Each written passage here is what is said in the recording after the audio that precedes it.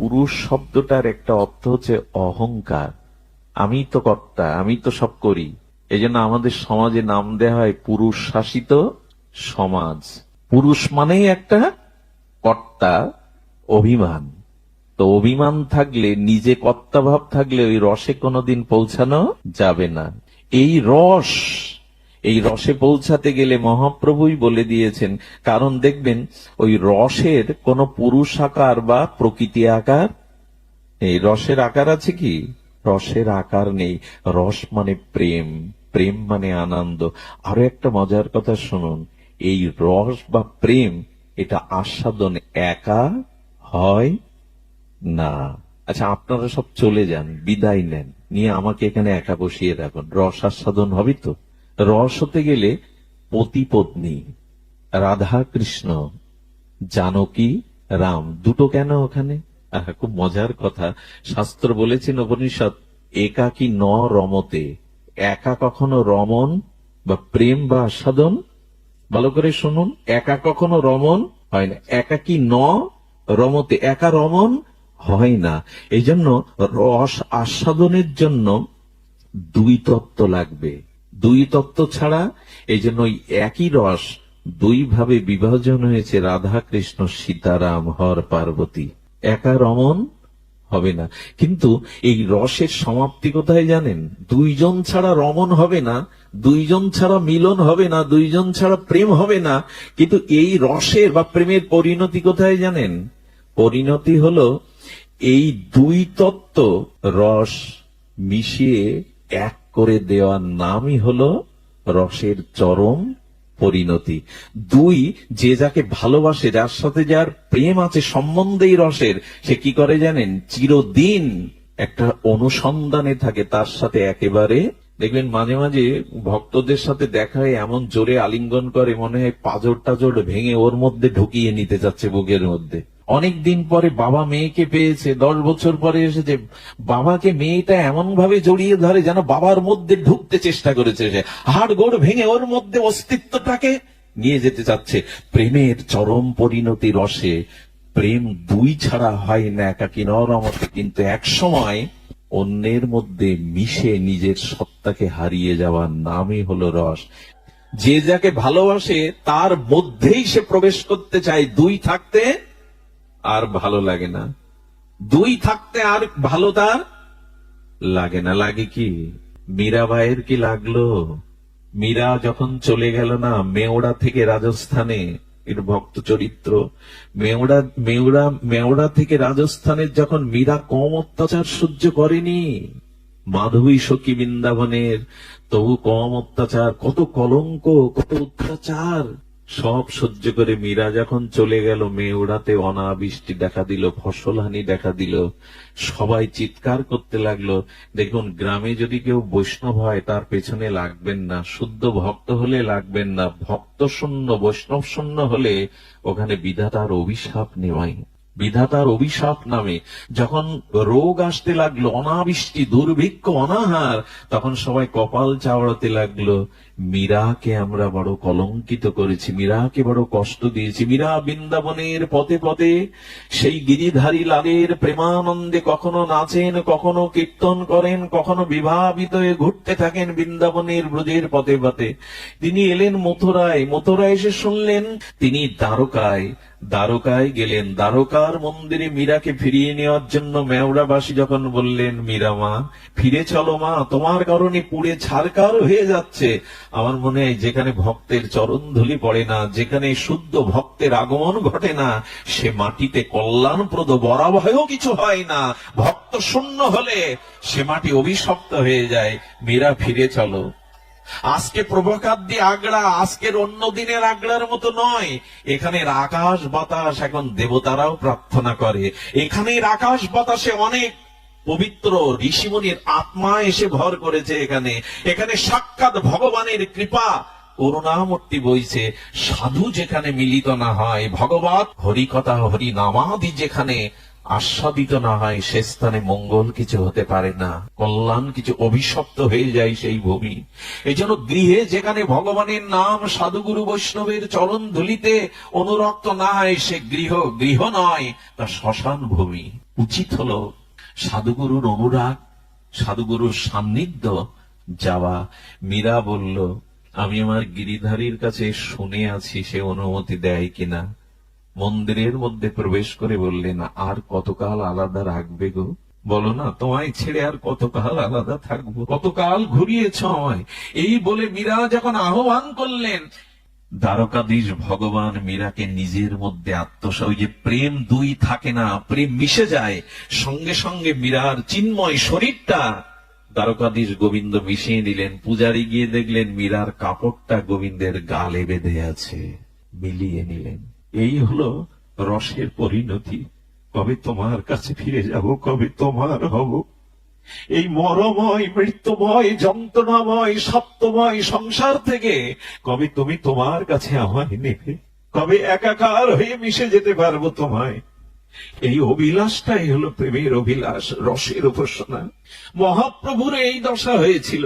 তিনি তার প্রিয় পরম জগন্নাথের মধ্যেই মাথুর বিরহিনী রাধা ভাবে তিনি শ্যামসুন্দরকে দেখেই তো মিলিত হয়েছিলেন। নাও ভাই নাও।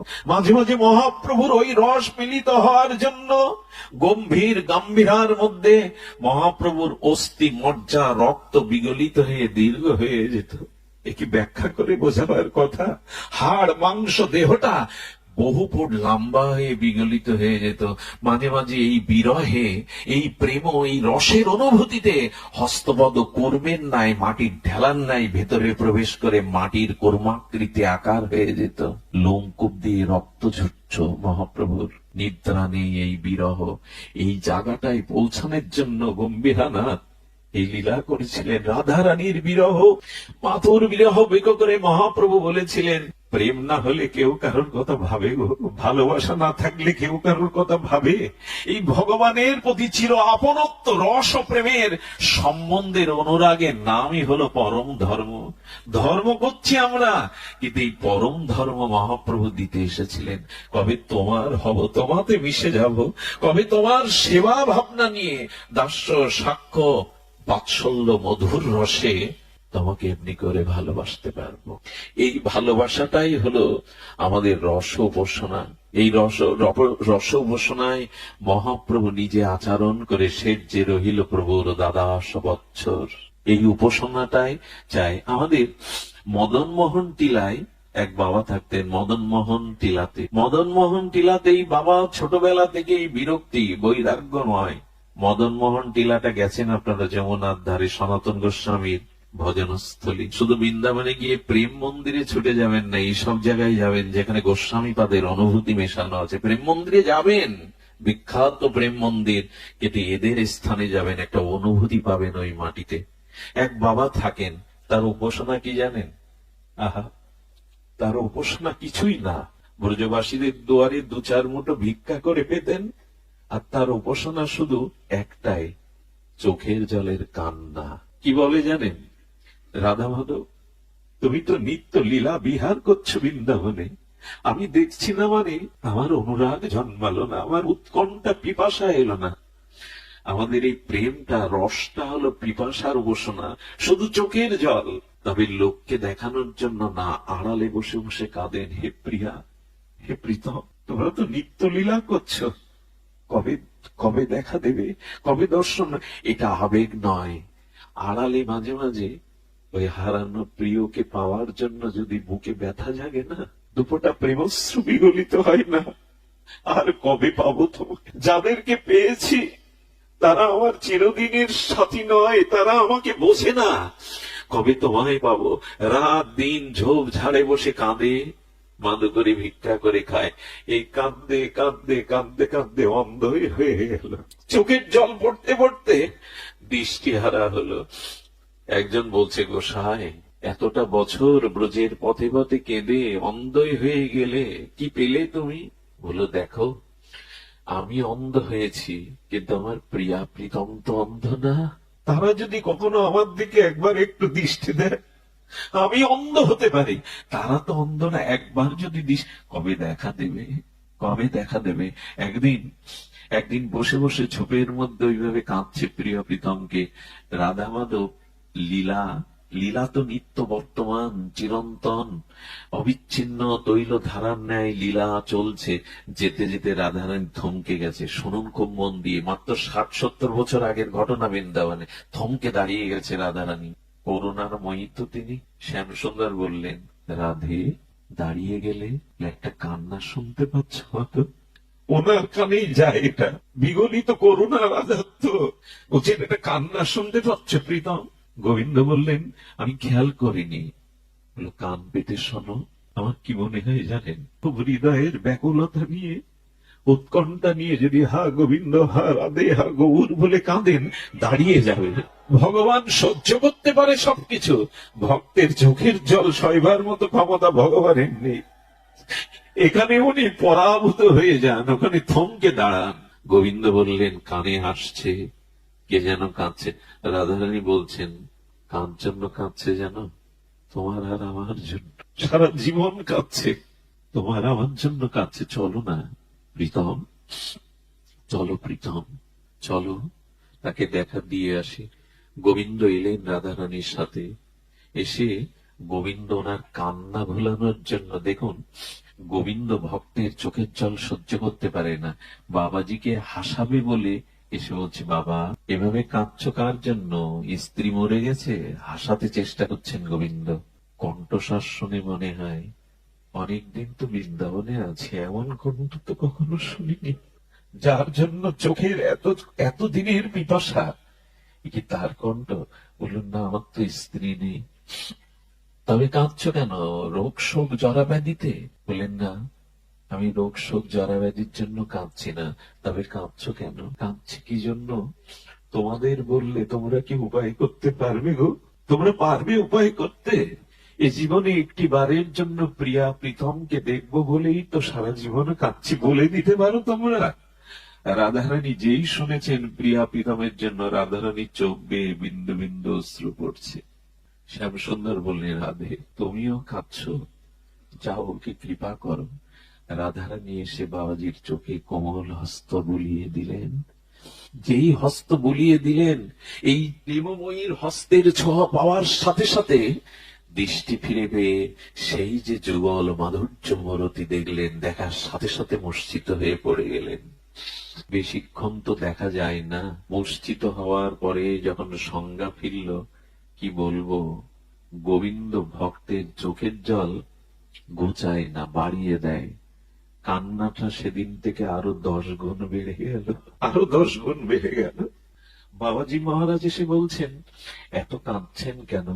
দেখা না পাওয়াই ভালো ছিল।